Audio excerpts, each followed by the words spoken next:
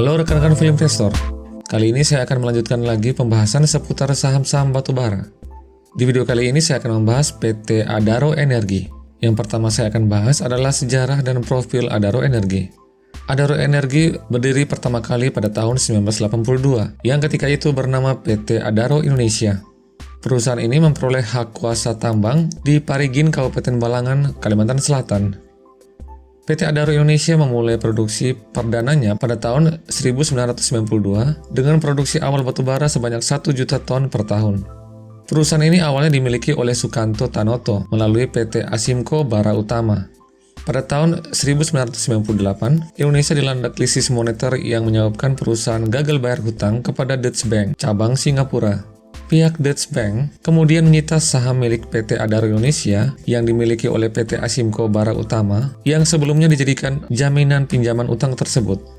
Pada tahun 2001, pihak Deutsche Bank menjual saham milik PT Asimco Bara Utama kepada grup Saratoga milik Sandiaga Uno dan Edwin Suradijaja. Pada tahun 2004, PT Adaro Energi didirikan sebagai induk dari PT Adaro Indonesia. Di tangan Saratoga, Adaro berhasil meningkatkan kapasitas produksi batubara mencapai 30 juta ton per tahun. Pada tahun 2008, Adaro Energi resmi melantai di Bursa Efek Indonesia dengan kode saham ADRO. Saat itu nilai IPO Adaro Energi mencapai 12,2 triliun.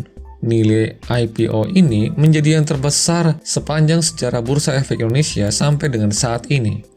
Adaro Energi merupakan produsen batubara terbesar kedua di Indonesia berdasarkan volume produksinya sampai dengan tahun 2019 yang lalu. Posisi pertama masih diduduki oleh Bumi dengan produksi 80 juta ton per tahun, disusul Indika Energi dengan 34 juta ton per tahun, disusul PTBA dengan 29,19 juta ton per tahun.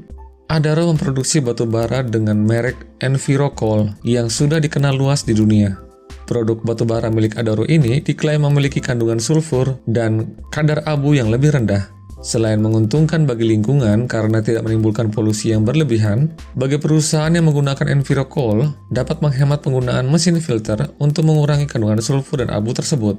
Memang di beberapa negara, aturan penggunaan bahan baku energi yang rendah sulfur, karbon, dan debu sangat ketat diberlakukan. Pada tahun 2010, Adaro mengakuisisi Adaro Met Coal Company yang memproduksi batubara jenis metalurgi. Batubara metalurgi memang menjadi komponen penting dalam proses yang ada di pabrik pembuatan baja. Jika eksplorasi dan pengembangan batubara thermal di Indonesia sudah berjalan sejak akhir 1970-an, batubara metalurgi geliatnya baru dimulai intensif sejak tahun 2010-an. Adaro berusaha menangkap peluang ini karena melihat pasar batubara metalurgi masih sangat besar ke depannya dengan pertumbuhan industri baja yang sangat pesat di dunia. Sekarang saya akan melakukan analisa kinerja keuangan Adaro berdasarkan laporan keuangan kuartal ketiga tahun 2020. Kita mulai dari asetnya.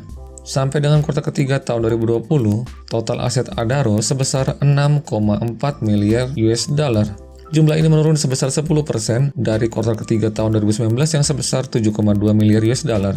Penurunan ini berasal paling besar dari penurunan aset lancarnya, yang jumlahnya dari 2,1 miliar US dollar pada kuartal ketiga tahun 2019 menjadi hanya 1,7 miliar US dollar pada kuartal ketiga tahun 2020. Sementara itu, ekuitasnya juga terlihat menurun sebesar 2% dari 3,983 miliar US dollar pada kuartal ketiga tahun 2019 menjadi 3,888 miliar US dollar pada kuartal ketiga tahun 2020. Penurunan ini berasal dari pos kerugian komprehensif lainnya. Pada bagian lain dalam laporan keuangan ini, dijelaskan bahwa pos ini berisi semacam sejumlah dana yang dicadangkan untuk mengantisipasi kerugian akibat berbagai risiko yang bisa dialami perusahaan, seperti gagal bayar hutang atau tidak tertagihnya piutang usaha. Tapi ini sifatnya hanya pembukuan saja, jadi uang perusahaan belum benar-benar keluar dari perusahaan, sehingga sifatnya hanya sebagai cadangan saja. Pos-pos keuangan yang seperti ini sebaiknya tidak terlalu diperhitungkan oleh para investor karena sekali lagi sifatnya hanya pembukuan saja. Selanjutnya kita akan mengecek kesehatan Adaro Energi dari hutangnya. Sampai kuartal ketiga tahun 2020, Adaro memiliki hutang sebesar 2,5 miliar US dollar.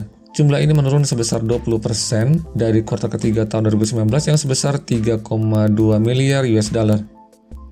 Nah, kalau kita perhatikan lagi hutang jangka pendeknya lebih kecil dari hutang jangka panjang. Porsi hutang seperti ini tergolong bagus.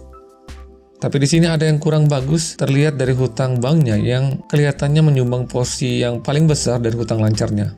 Sebenarnya yang paling bagus, porsi hutang lancar ini harusnya lebih didominasi oleh hutang usaha karena resikonya lebih rendah dan dapat ditutup dengan jelas oleh operasional perusahaan secara langsung. Selanjutnya kita akan bandingkan hutang jangka pendek dan aset lancarnya. Hutang jangka pendek yang sebesar 1,1 miliar US dollar lebih kecil dari aset lancarnya yang sebesar 1,7 miliar US dollar. Hal ini menandakan solvabilitas yang cukup baik dari Adaro Energi karena resiko gagal bayar dari hutang jangka pendeknya lebih kecil. Berikutnya kita akan melihat laporan laba ruginya. Sampai kuartal ketiga tahun 2020, Adaro berhasil memperoleh pendapatan sebesar 1,9 miliar US dollar. Jumlah ini menurun sebesar 26% dari kuartal ketiga tahun 2019 yang sebesar 2,6 miliar US dollar. Di sisi lain, beban pokok pendapatan menurun sebesar 19% dari 1,6 miliar US dollar pada kuartal ketiga tahun 2019 menjadi 1,3 miliar US dollar pada kuartal ketiga tahun 2020. Nah, jika kita breakdown lebih dalam lagi beban pokok pendapatan, kita bisa lihat ternyata biaya yang paling besar berasal dari lokasi pertambangan itu sendiri, yaitu biaya pertambangannya. Lalu yang kedua, ternyata ada royalti untuk pemerintah. Dan yang terbesar ketiga kita lihat ada penyusutan dan pemrosesan batu bara. Hasil akhirnya sampai dengan kuartal ketiga tahun 2020, Adaro hanya mencatat laba sebesar 120 juta US dollar. Jumlah ini menurun dari kuartal ketiga tahun 2019 yang sebesar 430 juta US dollar. Nah, seperti yang sudah saya jelaskan pada video sebelumnya, hampir semua produsen batu bara di tanah air mengalami penurunan laba, bahkan ada yang sampai merugi. Faktor penyebab terbesar adalah menurunnya harga batu bara sampai ke harga yang paling rendah pada tahun 2020 lalu, yaitu $50 per ton. Hal ini diakibatkan dari permintaan yang turun sebagai akibat dari pembatasan aktivitas ekonomi di berbagai negara di dunia sebagai respon atas pandemi COVID-19 yang terjadi di dunia. Tapi hal yang terburuk sudah berlalu. Saat ini pembatasan aktivitas ekonomi sudah mulai berkurang, sehingga aktivitas ekonomi sudah dapat berputar kembali yang mengakibatkan permintaan energi salah satunya batu bara kembali naik. Hasilnya, harga batu bara sudah kembali naik dari titik terendahnya yang $50 per ton tadi menjadi $85 per ton sampai dengan video ini dibuat. Hal ini tentunya menjadi pertanda yang baik bagi perusahaan-perusahaan batu bara tanah air, salah satunya Adaro Energi, untuk dapat mengembalikan kinerja lebih baik pada tahun 2021 ini. Nah, sekarang secara teknikal, harga saham Adaro sendiri masih dalam tren sideways. Harga saat ini masih di bawah MA50 dan MA100, sehingga dalam jangka menengah ke panjang, harga sepertinya butuh melewati 2 MA ini untuk merubah trennya menjadi uptrend. Untuk saat ini, support ada di level 1160 dan resistennya ada di level 1250. Waspadai jika harga menembus level support ini. Jika tembus, maka harga akan berpeluang menembus level psikologisnya ke bawah 1000. Sampai dengan video ini dibuat, valuasi Adaro masih tergolong sangat murah. PER dan PBV Adaro masing-masing sebesar 17 kali dan 0,72 kali. Untuk perusahaan sebesar Adaro Energi, PER dan PBV ini terutama untuk PBV-nya yang masih di bawah 1 memang tergolong sangat murah. Tapi keputusan ada di tangan Anda masing-masing. Disclaimer on, jangan Anda membeli saham hanya karena Anda menonton video ini. Pastikan Anda sudah mempunyai pertimbangan yang tepat sesuai dengan profil risiko yang bisa Anda terima. Sekian dan terima kasih. Salam Value Investor.